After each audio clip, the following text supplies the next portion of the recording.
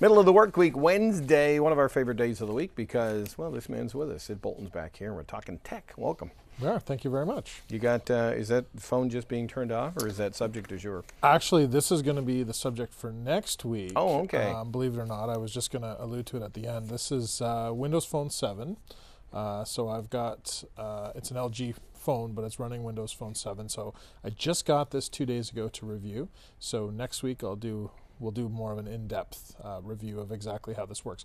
Actually, what I wanted to talk about today was net neutrality.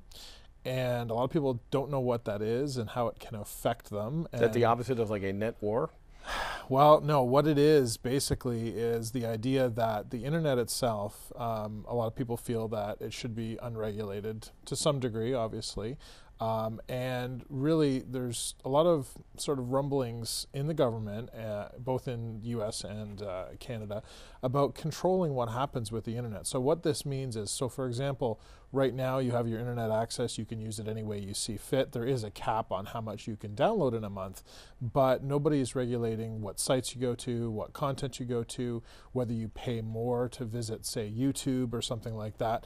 And some of the laws that are being proposed and legislation that needs to be put in place can affect whether or not internet service providers can actually, have control over these sorts of things, or whether we should have net neutrality, which basically means that nobody governs what you do when you start going on the internet. So is this the government just looking for their pound of flesh, or it's okay as long as they get some tax dollars out of it? It's not necessarily the government, although the government's got the potential here. And give you an example, they could actually put a tax on content. And when people do searches, they could, for example, limit the searches based on certain content if people aren't paying their taxes for this particular content. That's one example of how it might be used. Internet service providers could also charge more for certain features and things that you already use freely today. The bottom line is, there needs to be some discussion and some decisions made about how these things are going to be regulated going forward, what the government's role is, what the internet service provider's role is.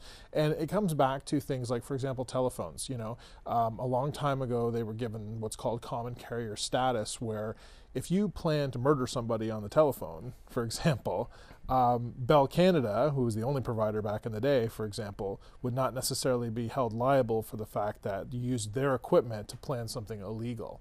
And those are the kinds of things that need to be sort of worked out. So, having said all that, this Saturday at the Personal Computer Museum, we're actually having a discussion there with Charlie Angus, who is outspoken on digital issues for the NDP party. But he's coming to town. He's visiting from Timmins. He's actually a Juno nominee twice. I didn't know that. Well, it's funny when you talk about music and stuff, too. Part of the discussion, I would guess, from my days working at local unnamed radio station, I've tried to get some information on, could I roll a pile of music off a website?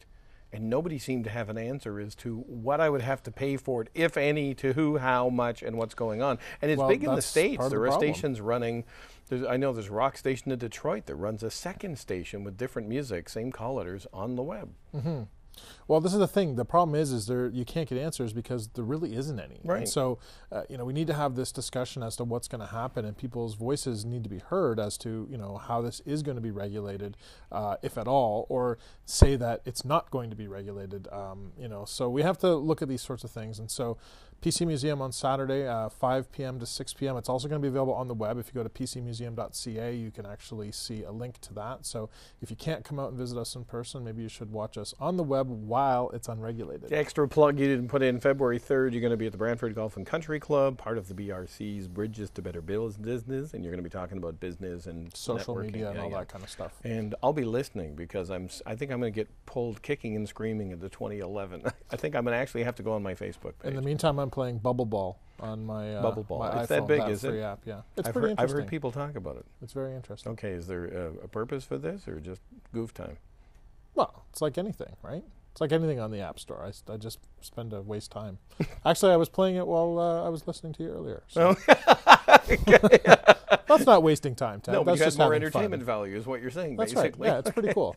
Bubble Ball. Terrific. It's free in the App Store. So next week we already know the test, and we're going to be doing it right here on the show. Windows Phone 7. Sid Bolton, thanks a lot.